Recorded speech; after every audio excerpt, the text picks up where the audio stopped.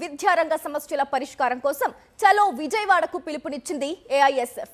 Fee reimbursement, scholarship బకాయిల విడుదల చేయాలని, మెడికల్ కాలేజీల ప్రైవేటీకరణ ఆపాలని, విద్యా సంస్థలోకి విద్యార్థి సంఘాలు నిషేధం ఉత్తర్వులు వెనక్కి తీసుకోవాలని ప్రధాన డిమాండ్స్తో విద్యార్థులు ధర్నాలు చేస్తున్నారు. కూటమి పాలనలో విద్యారంగం నిర్లక్ష్యానికి గురవుతుందని విద్యార్థి సంఘాలు అంటున్నాయి. మంత్రి లోకేష్ విద్యాశాఖ గురించి తప్ప అన్ని శాఖల గురించి ఆలోచిస్తున్నారని ఆగ్రహం వ్యక్తం చేశారు. విద్యార్థులకు రాజకీయాలు వద్దు అంటూనే స్టూడెంట్స్ రాజకీయాల్లోకి రావాలంటూ మంత్రి మాట్లాడటం విడ్డూరంగా ఉందన్నారు. చలో విజయవాడకి వివిధ ప్రాంతాల నుండి భారీగా విద్యార్థులు తరలి వచ్చారు.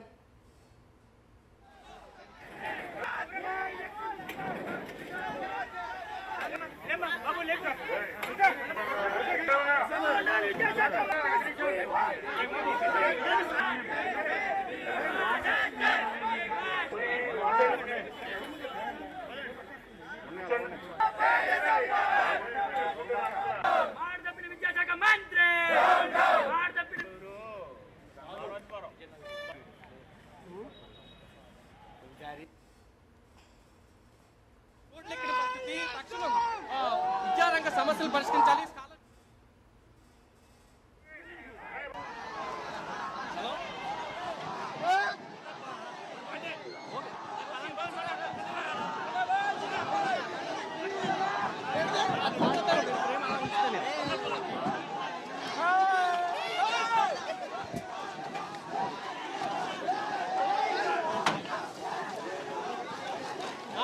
వినిపిస్తుంది.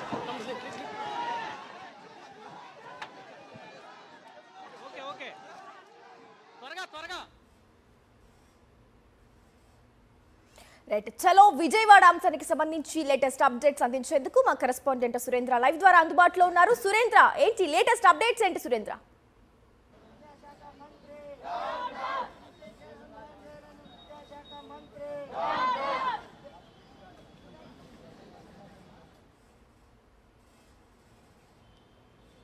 గ్రేసీ, విద్యారంగంలో ఉన్న సమస్యలు పరిష్కరించాలంటూ ఏఎస్ఎఫ్ ఆధ్వర్యంలో ఈరోజు చలో విజయవాడ కార్యక్రమానికి పిలిచారు. దాదాపు 11 డిమాండ్లతో ఈ నెల 21నే మంత్రి నారా లోకేష్తో వాళ్ళు సమావేశం అయ్యారు. అయితే ఈ సమావేశంలో ఈ 11 డిమాండ్ల మీద ఎటువంటి హామీ రాలేదు.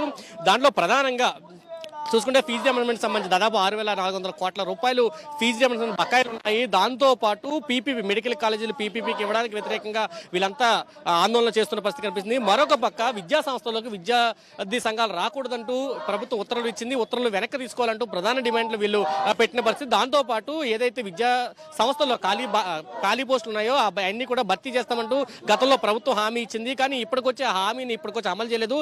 దాదాపు 18 నెలల కాలం గడుస్తున్నా ప్రభుత్వం విద్యారంగానికి సంబంధించి మంత్రి నారా లోకేష్ ఏదైతే హామీలు ఇచ్చాడో హామీలు అమలు చేయకపోవడంతో విద్యార్థి సంఘాలను కూడా ఆందోళన బాట పట్టిన పరిస్థితి కనిపిస్తుంది. ఈ నేపథ్యంలోనే ఉదయం ధర్నాకు పిలిపించారు. తర్వాత వీళ్ళు మంత్రి లోకేష్ ఇంటికి వెళ్లే ప్రయత్నం చేశారు. అయితే పోలీసులు అడ్డుకోవడంతో ఇక్కడ భీష్మించి కూర్చున్న పరిస్థితి కనిపిస్తుంది.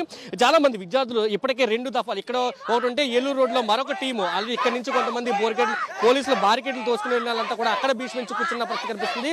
ఖచ్చితంగా ఎట్టి పరిస్థితుల్లో మా సమస్యలు పరిష్కరించకపోతే ఆందోళన చేస్తామంటూ వాళ్ళు మాట్లాడుతున్న పరిస్థితి. మనతో పాటు అమ్మాయిలు కూడా ఉన్నారు, వాళ్ళతో మాట్లాడు. ఏంటి ప్రధాన డిమాండ్స్ ఏంటి? అందరికీ నమస్కారం అండి. నా పేరు యామిని దేవశ్రీ. నేను పశ్చిమ గోదావరి జిల్లా ఏఎస్ఎఫ్ అధ్యక్షురాలుగాను, మరి అదేవిధంగా గర్ల్స్ కోకన్వీనర్గా ఆంధ్రప్రదేశ్లో వ్యవహరిస్తూ ఉన్నాను. మరి ఈరోజు కూటమి ప్రభుత్వం వచ్చి 1.5 సంవత్సరం అయినా సరే విద్యార్థులకు ఏదైతే హామీలు ఇచ్చారో వాటిని పక్కన పెట్టి వారు కేవలం కక్ష సాధింపులు మాత్రమే తీర్చుకోవడానికి వచ్చారు. ఇటు వీళ్ళు మాట్లాడకపోయి అటు వాళ్ళు మాట్లాడకపోయి గత ప్రభుత్వం అయితే జీవో నెంబర్ 31, 32 తీసుకొచ్చారు. మరి ఏ రోజైతే అది తీసుకొచ్చారో ఆ రోజు విద్యార్థులందరం కట్టగట్టుకొని జీవో నెంబర్ 31, 32 కూడా రద్దు చేయించిన చరిత్ర ఏదన్నా ఉందంటే అది కేవలం మా ఏఎస్ఎఫ్ చరిత్ర మాత్రమే. మరి ఈ రోజు ఈ ప్రభుత్వానికి కూడా ఇదే గట్టి పడుతుందని మేము మళ్ళీ తెలియజేసుకుంటా ఉన్నాము. మరి మన డిప్యూటీ సీఎం గారు మాట్లాడుతూ వారాహి యాత్ర చేసినప్పుడు సుగాలి ప్రీతి కేసుని ముందు తీసుకొచ్చింది మేమని చెప్పిన పెద్ద మనిషి ఈ రోజు కనీసం సుగాలి ప్రీతి గురించి మాట కూడా మాట్లాడలేదంటే ఇది అంతకన్నా పెద్ద సిగ్గుదాల్చిన విషయం అని మేము మర్చిపోతుగా తెలియజేస్తా ఉన్నాము. మరి ఈ రోజు పీపీపీ అనే తీసుకొచ్చి ప్రైవేటీకరణ తీసుకొచ్చారు. మీరు మీ భాషలో చెప్పుకుంటా, మేము మాత్రం దీన్ని పూర్తిగా పని పాట లేని ప్రైవేటీకరణగా మేము లెక్కిస్తా ఉన్నాము. మీరు ఈ రోజు ప్రభుత్వంలోకి రాకముందు మేము ప్రతి విద్యార్థులకి న్యాయం చేస్తాము, మెడికల్ కాలేజీలు మేము కట్టిస్తామని చెప్పిన మీరు ఈ రోజు ప్రైవేటీకరణ ఇచ్చి అంటే మీరు ఈ రోజు పదవి వచ్చిన తర్వాత ప్రైవేటీకరణ చేసేస్తే మీరు పదవిలో ఉండి దేనికి? విద్యార్థులకు న్యాయం చేయలేనప్పుడు ప్రైవేటీకరణ చేసేస్తే మీ పదవులకు ఉండాల్సిన దేనికి డిమాండ్లు మీరు తేల్చకుండా ఈ రోజు మీరు ఇక్కడ ఉన్నారంటే కేవలం ప్రజలు మిమ్మల్ని నమ్మి ఓటేశారు, విద్యార్థులు మీరు మాకు న్యాయం చేస్తారని మీకు ఓటేశారు. కానీ మీరు ఈ రోజు దీన్ని ఇలాగా నాశనం చేయడం రాబోయే తరంలో మీ యొక్క నాశనాన్ని మీరే కోరుకున్న విధంగా ఉంటుందని మనస్ఫూర్తిగా తెలియజేస్తా ఉన్నాం.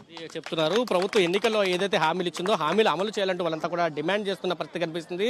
ప్రభుత్వం కనుక వెనక తగ్గకపోతే తమ పోరాటంలో కూడా వెనక తగ్గమంటూ వాళ్ళంతా చెప్తున్న పరిస్థితి. ఎంతసేపు అయినా ఇక్కడే కూర్చుంటామంటూ వాళ్ళు చెప్తున్న పరిస్థితి. ఇప్పటికే 2 టీములుగా వీళ్ళు విడిపోయారు. ఎందుకంటే పోలీసులు బార్గేట్లు దాటుకొని కొంతమంది ఏలూరు రోడ్లో బ్లాక్ చేసిన పరిస్థితి. అక్కడ కూడా ఆందోళన కొనసాగుతూనే ఉంది. ఇక్కడ కూడా విద్యార్థుల ఆందోళన కొనసాగుతూనే ఉన్న పరిస్థితి. పోలీసులు బార్గేట్లు దూసుకుని వాళ్ళంతా ముందుకెళ్తున్న పరిస్థితి కనిపిస్తుంది. 11 డిమాండ్లలో మంత్రి నారా లోకేష్ ఇచ్చిన హామీని కూడా అమలు చేయట్లేదు.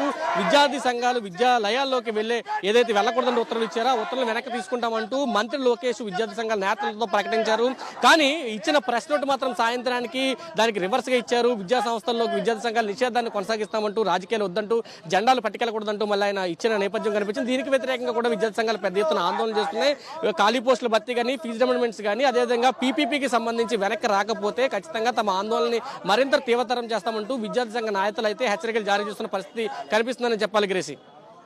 సురేంద్ర.